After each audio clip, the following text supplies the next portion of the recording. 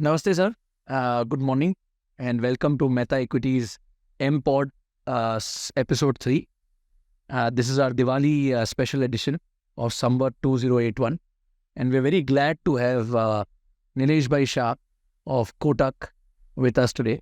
So thank you for accepting to be our, podcast speaker. Thank you. It's my pleasure and wish all the viewers a very happy Diwali. Thank you, sir. Thank you. So tell us, sir, how does a typical day in the life of Nilesh Bhai look like? See, as a CEO, you start with some predetermined meetings. But then as the day progresses, you have to balance between what is fixed and what is floating. My job is to help my people achieve the business goals. And जब जिसको जो जरूरत पड़ेगा वो आएगा मिलने के लिए. So कुछ चीजें फिक्स्ड होती है, कुछ चीजें फ्लोटिंग होती है. And that's how we go through the whole day.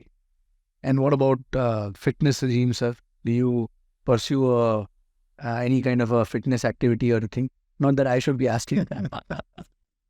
Then, so it's not as good as it should have been. Okay. कहीं पे लोग इतनी भाग दौड़ करते हैं कि फिटनेस पे उतना ध्यान नहीं रहता जितना रहना चाहिए. But I typically start the day with a meditation. And then I try to do 6,000 steps a day. Nice. मतलब बहुत सिंपल चीज़ें हैं जो मैं फॉलो उतना नहीं करता जितनी करनी चाहिए.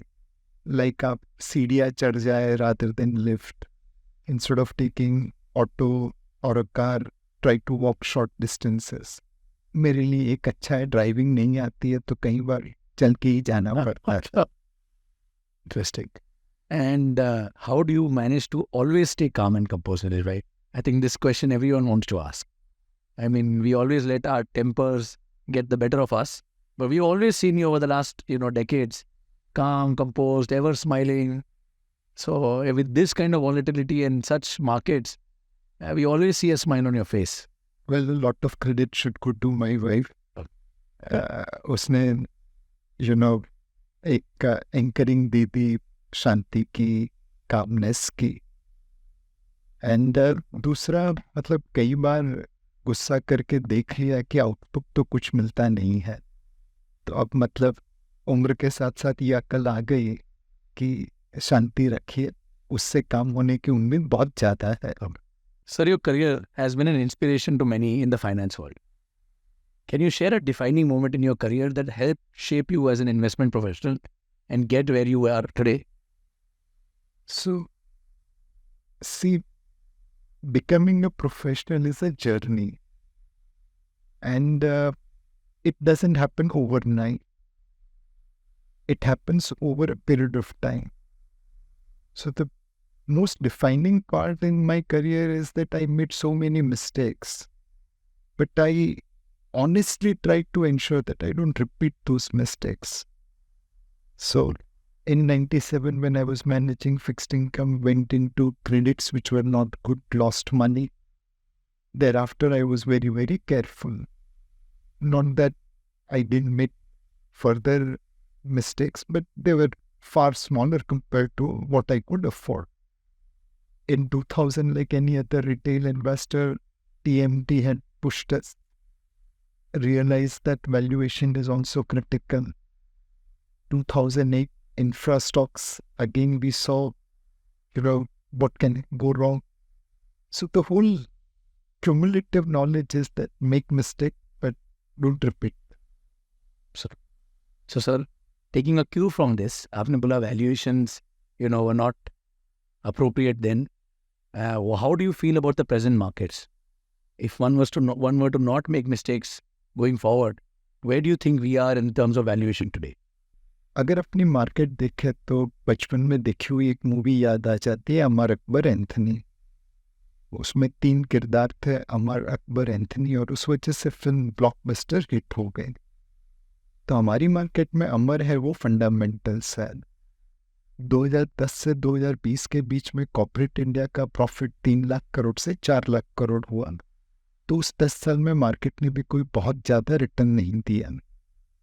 2020 से 2024 के बीच में प्रॉफिट 4 लाख करोड़ से 15 लाख करोड़ हो गया। प्रॉफिट बढ़ा तो अपने आप मार्केट कैप भी बढ़ गया। आज भी मतलब ऐसा लग रहा है कि प्रॉफिट ग्रोथ जारी रहेगा, कभी 8% आएगा, कभी 12% आएगा, बट प्रॉफिट ग्रोथ चलता रहेगा ऐसा लगता है। दूसरा चीज है सेंटिमेंट। जनरली हमने देखा है कि निवेशकों का रवैया आज भारत की तरफ पॉजिटिव है। पहले करेक्शन आए तो बेचने की सोचते थे, अब करेक्शन आए तो खरीदने की सोच रहे हैं। वो एक माइंडसेट बदल गया है। और तीसरा चीज है लिक्विडिटी। डोमेस्टिक निवेशक कितना पैसा बाजार में डाल रहे हैं कि मार्केट को एक सपोर्ट मिल रहा है। तो फंडामेंटल्स, लिक्विडिटी और सेंटिमेंट, ये तीनों का कॉम्बिनेशन है जिसने मार्केट में एक अनहोनी सी रैली पैदा करती है। बट ये किरदार हमें ये भी दिखाते हैं कि मार्केट में क्या करना चाहिए। अमर का किरदार देखे तो वो अपराइट ऑनेस्ट पुलिस ऑफिसर था, सही रास्ते पे चलता था। आज भी बाजार में कई ऐसे स्टॉक है जिसके बिजनेस फंडामेंटल और वैल्यूएशन दोनों ठीक है। और एंथनी भाई दिल का अच्छा था बट दारू का धंधा करता है। आज भी मार्केट में कई ऐसे स्टॉक है जहां पे बिजनेस ठीक है बट वैल्यूएशन बहुत महंगा है। तो मेरे हिसाब से इस मार्केट में, इस माहौल में, इस दिवाली को आप क्वालिटी पे फोकस करिए, मोमेंटम पे नहीं। रीजनेबल वैल्यूएशन वाले जो क्षेत्र है स्टॉक से उसमें निवेश करिए, महंगे वाले स्टॉक में नहीं। जो हाई फ्लोटिंग स्टॉक है जहाँ पे market discovery of price is reasonable, वहाँ पे निवेश करिए कंपेयर टू कॉन्सेंट्रेटेड होल्डिंग। अब कोई कहेगा क्वालिटी की डेफिनेशन क्या? वेल, हर आदमी के लिए क्वालिटी की डेफिनेशन अलग होती है, बट थोड़ा शांति से सोचेंगे तो आपको पता चल जाएगा किसको क्वालिटी बोलते हैं, किसको मोमेंटम कहते हैं। इतनी अक्ल नहीं है तो फिर मार्केट में आपको निवेश नहीं करनी चाहिए, फंड मैनेजर के भरोसे पे छोड़ दीजिए। But this combination of quality, reasonable valuation and market discovered prices, I think will hold well for the investors. Superb, sir. So last 4 years, whatever was thinkable and unthinkable, everything has happened. Yes. So COVID ho gaya, we've seen high inflation, supply chain issues, we've seen 2 active wars, we are still seeing them, Yeah. and aggravating, beyond our imaginations. Even then, India has been very resilient. It has outperformed. Retail participation has been at all-time high. Number of demat account holders has increased. Number of traders has increased. What is your view for the next sort of decade on India? I mean, though there are geopolitical issues around the world, macro, micro, but India seems better off than the world. So, अगर भारत की long term growth story देखे तो 3 चीजें बदल रही है। एक समय था हमारी टैलेंट बाहर जाती थी, IIT IIM से पास हुए, विदेश चले गए।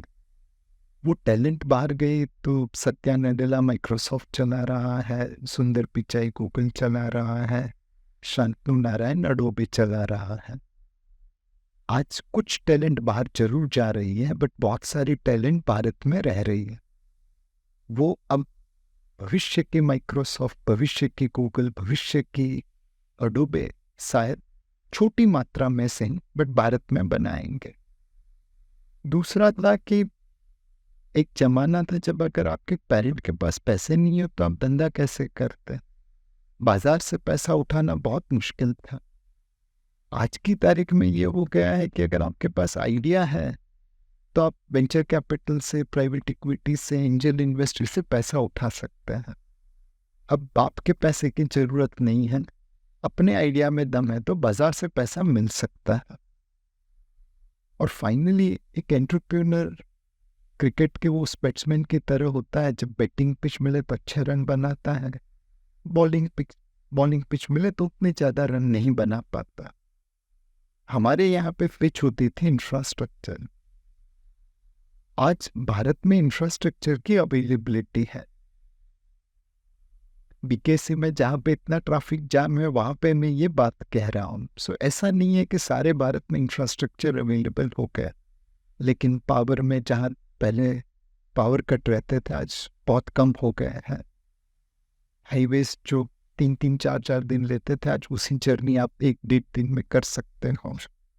टेलीकॉम मतलब 10 साल लगते थे डिब्बा लाने के लिए, आज आपको इंस्टेंटली मिलता है, पूरे भारत में उसका कवरेज है।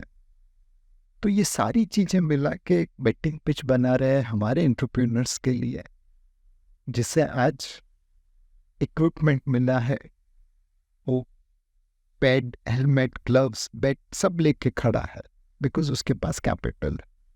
अब बैटिंग पिच है, सारे इक्विपमेंट्स है, और बैट्समैन तो अपने अच्छे ही हैं, तो रन तो बनेंगे ही बनेंगे। ये विजन लेके आपको 10 साल के लिए भारत में निवेश करना पड़ेगा। सो नेक्स्ट क्वेश्चन सर, तो फिर क्या नीलेश भाई स्टार्टअप्स में इन्वेस्ट कर रहे हैं? ये टैलेंट में, ये इनोवेशन में, ये न्यू एंटरप्रेन्योरियल ज़ील में इन्वेस्ट कर रहे हैं?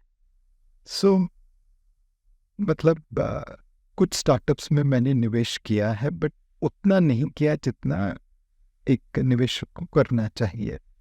मेरी लिमिटेशन ये है कि मैं 100 रुपये कमाता हूँ तो तकरीबन 40 रुपये टैक्स में चले जाते हैं, 10 रुपये प्रोविडेंट फंड में जाते हैं, 10 रुपये NPS में जाते हैं, 20 रुपये से भी skin in the game circular के तहत मेरे ही म्यूचुअल फंड में निवेश कराते हैं।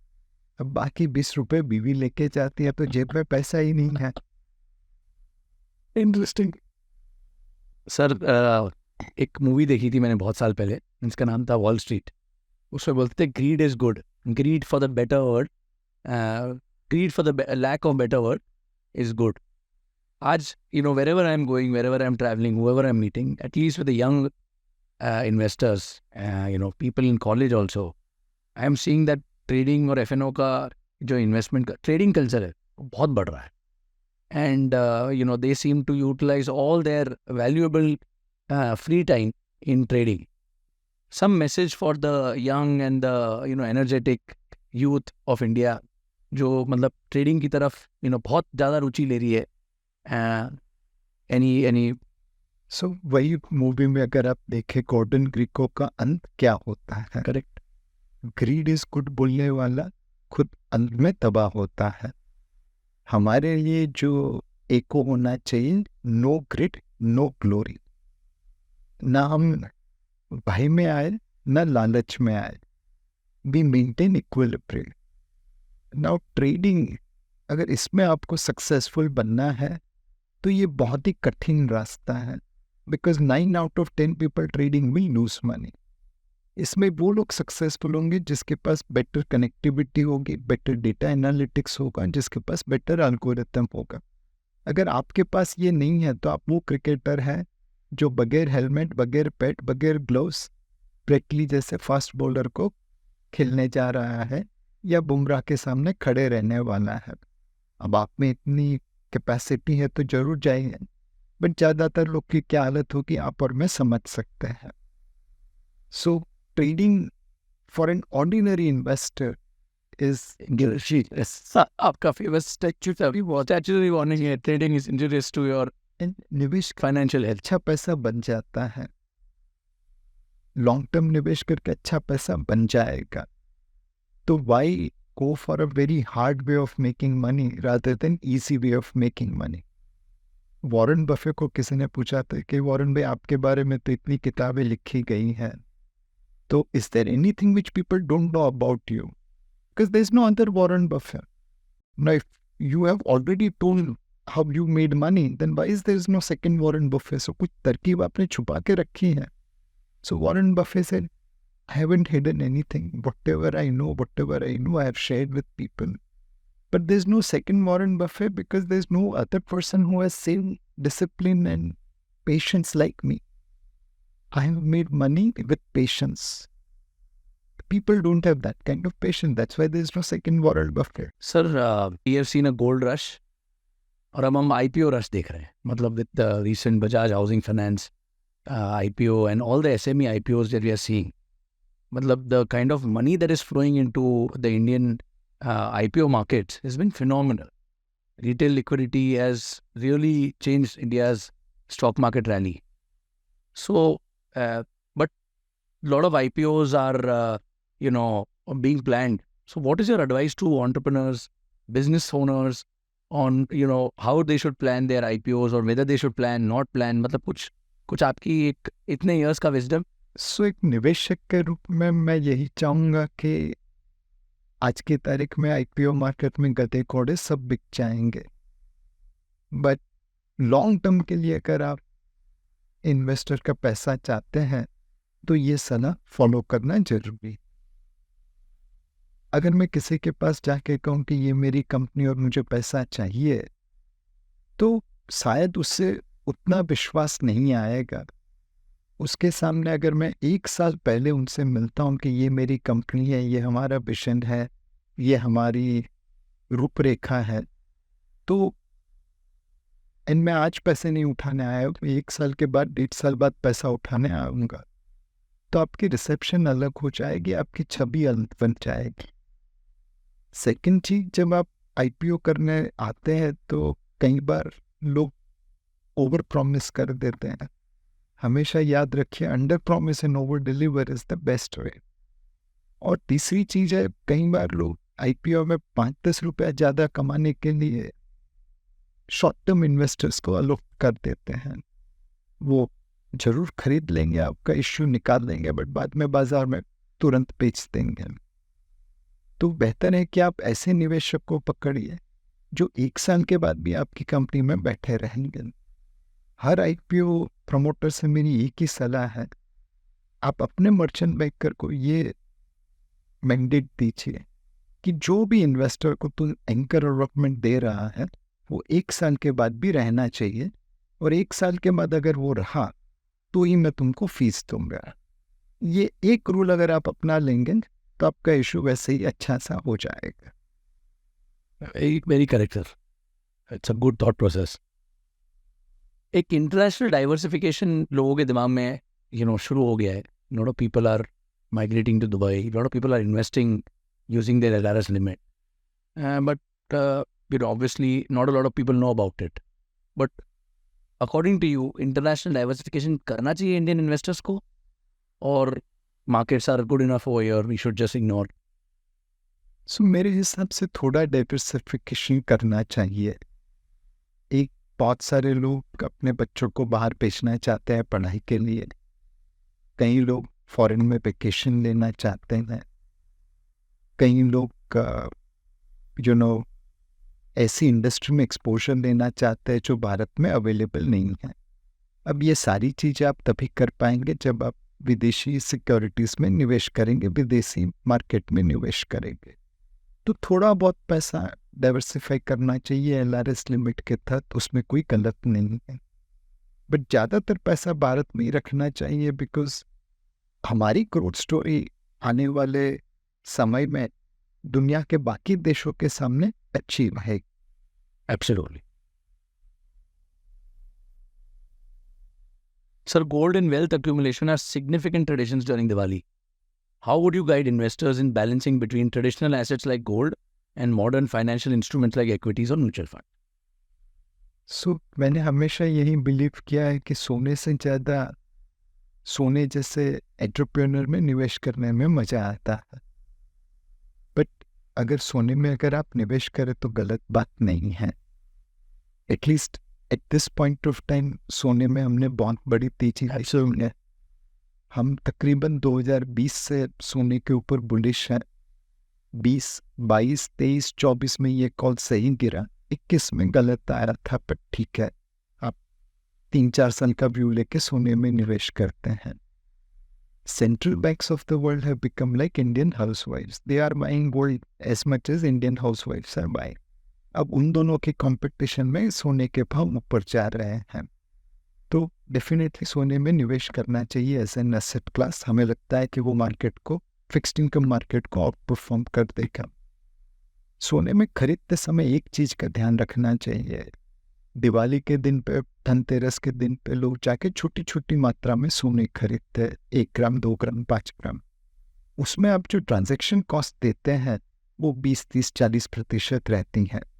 कई बार सोने की क्वालिटी के ऊपर भी डाउट आता है। तो मेरी रिक्वेस्ट यही रहेगी कि डायरेक्ट फिजिकल सोना छोटी मात्रा में खरीदे और ट्रांजैक्शन कॉस्ट ज़्यादा दे, उससे बेहतर है कि आप गोल्ड ETF में निवेश करिए, गोल्ड फंड ऑफ फंड में निवेश करिए। वहाँ पे आपके ट्रांजैक्शंस को आधे 1% के आसपास रहेगी।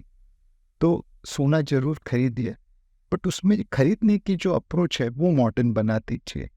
बहुत सारी महिलाएं हैं जो सोने में रेगुलर सेविंग्स करती है, ज्वेलर के पास जाती है, हर महीने पैसा देती है और फिर 12वें महीने पे ज्वेलर उनको एक इंस्टॉलमेंट ऐड करके गहना देता है ना। कई बार ज्वेलर भाग जाते हैं, कई बार वो ऑनर नहीं करते अपनी कमिटमेंट।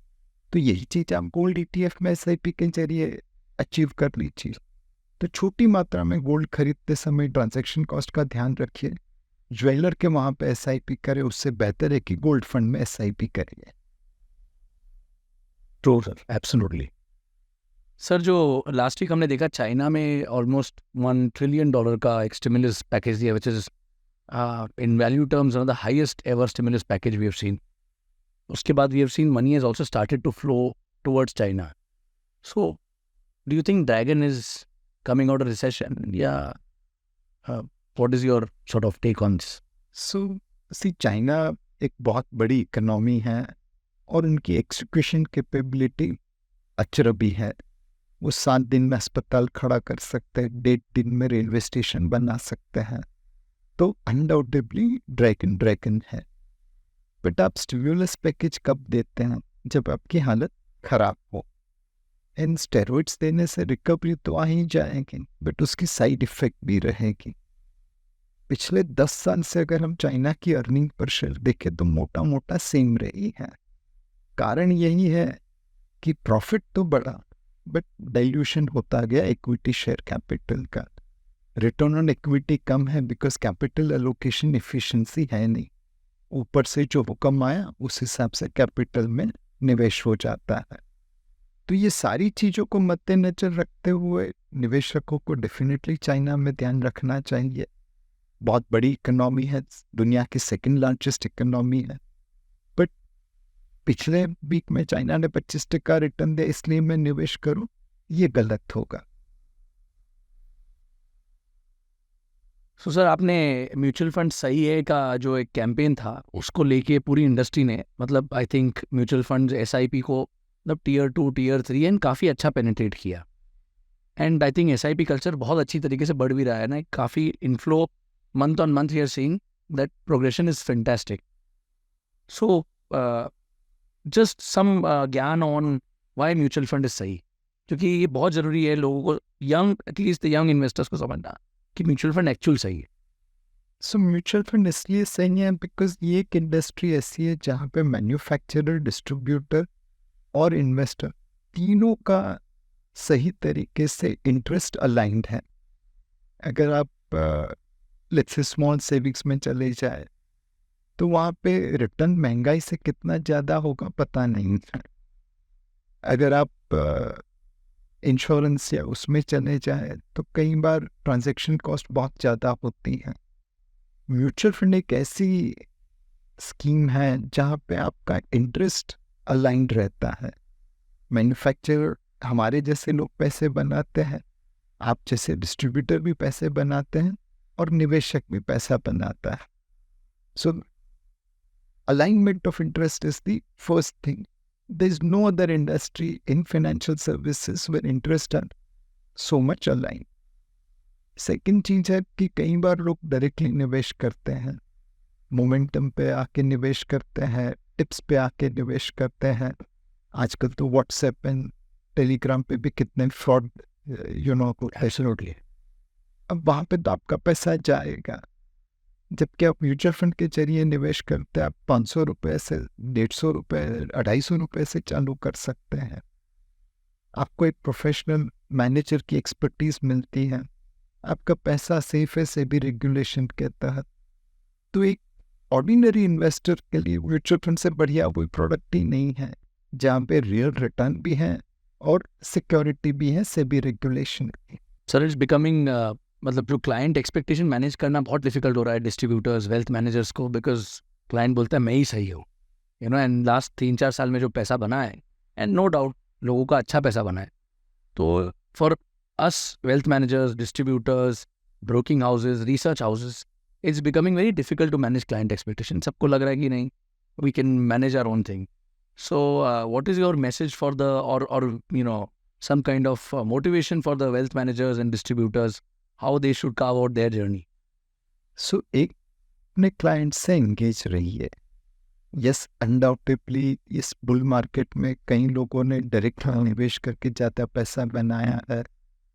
हमने जो सलाह दी कि भाई कॉशियस रहिए, सोच समझ के निवेश करिए, मोमेंटम में ट्रेड मत करिए, वो शायद इस मार्केट में उतना अच्छी तरह से नहीं चला है जितनी लोगों की उम्मीद होगी. बट जो सत्य है वो तो सत्य ही है. आज नहीं तो कल हमने देखा है कि मोमेंटम क्रैश हो जाता है. 91 के साल में हमने देखा था कैसे मोमेंटम ब्रेक हुआ. 2000 में टीएमटी का देखा था, 2008 में इंफ्रा का देखा था, 2018 में स्मॉल एंड मिड कैप का देखा था. ये का नियम है कि वो पेंडुलम की तरह है, कभी एक्सेस की तरफ जाती है, कभी उस साइड एक्सेस करती है. एज अ वेल्थ मैनेजर हमें अपने क्लाइंट का इंटरेस्ट ध्यान में रखते हुए उन्हें सही सलाह देनी है. कुछ समय के लिए शायद वो गलत साबित होगी, बट इवेंचुअली वो सही होगी और तब क्लाइंट आपको अप्रिशिएट कर देगा. Any books that you recommend for young investors or first time investors? सो मेरा मानना यह है कि सामने समंदर पड़ा है, जितनी आप पढ़ाई कर सकते हैं करते रहिए. मेरे को कई चीज़ें समझ में नहीं आती है, फिर भी मैं पढ़ता रहता हूँ. एक तो लाइक अभी जैसे आर्टिफिशियल इंटेलिजेंस है, वो तो मेरी समझ के बाहर है, बट मैं पढ़ता रहता हूँ. उम्मीद है कि कभी न कभी कुछ न कुछ चीज़ें तो समझ में आ जाएगी. सो समंदर जब सामने पड़ा है तो एक बाल्टी पानी उठाने की गुस्ताखी मत करना. पूरा समंदर पीने की चाह रखना पॉसिबल नहीं है, बट जितना आप ले पाएंगे आपको फ़ायदा रहेगा. सर आप एनालिजीज एकदम बहुत अच्छी निकाल के लाते हैं. तो what is the story behind your analyses? Is it movies और म्यूजिक और व्हाट? सो पहले मैं डेट फंड मैनेज करता था और मैं भी औरों की तरह जार्गन में बात करता था, duration and yield to maturity and ये वो. तो लोग सो जाते थे, एंड सोए हुए आदमी से पैसा निकालना बहुत मुश्किल था. फिर मैंने सोचा कि अगर पैसा निकालना है जिसके लिए लोग मुझे बुलाते हैं तो उनको जगाते रहना बहुत ज़रूरी है. भारत में 2 चीज़ें हमेशा चलती है, एक क्रिकेट, दूसरी बॉलीवुड. एंड फिर मैंने देखा कि हमारे जो शास्त्र है, जो ग्रंथ है, रामायण महाभारत जैसे, उसमें ह्यूमन बिहेवियर के ऊपर बहुत सारा कहा गया है और वह मार्केट में भी एप्लीकेबल है. तो मैंने अपने पुराण ग्रंथ शास्त्रों में से किस्से कहने चालू कर दिए. तो धीरे धीरे करके ये चीज़ें समझ में आती गई और लोगों को समझाने लगे. कल किसी ने बहुत अच्छा कहा कि you should think like a wise man and speak like a common man. तो वही प्रैक्टिस कर रहा हूँ. Stay humble, stay simple, Nilesh भाई का एक मंत्र है. नीलेश भाई, बट लास्ट क्वेश्चन, कुछ ऐसी टिप दीजिए कि इस साल सब बहुत अच्छे से पैसा बनाए. तो what is the sector we should focus on, और what is the theme that you think Samvat 2081 में सबको थोड़ा सा इंटरेस्ट लेके देखना चाहिए? सो से 1 साल के व्यू से तो निवेश ही मत करना. कॉल लेना है तो 5 साल, 10 साल, 15 साल का लीजिए.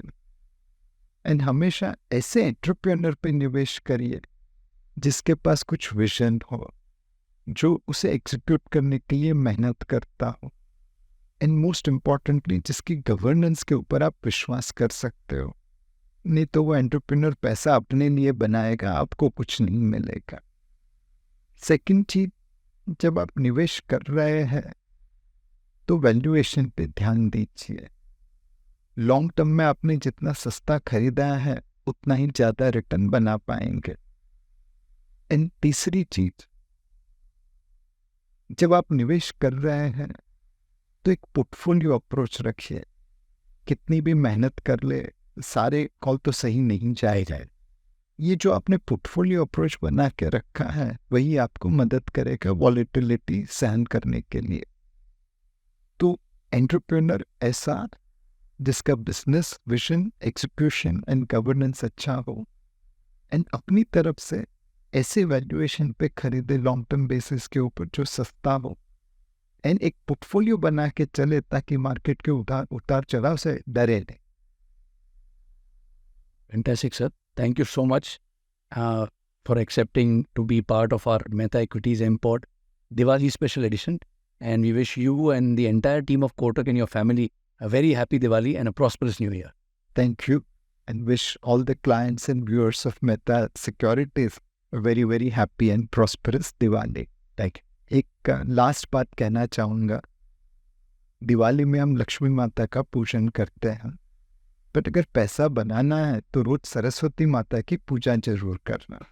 जहाँ सरस्वती की साधना होगी, लक्ष्मी जी की कृपा अपने आप आ जाएगी। Super. It's a good message for all our viewers. Thank you so much, sir.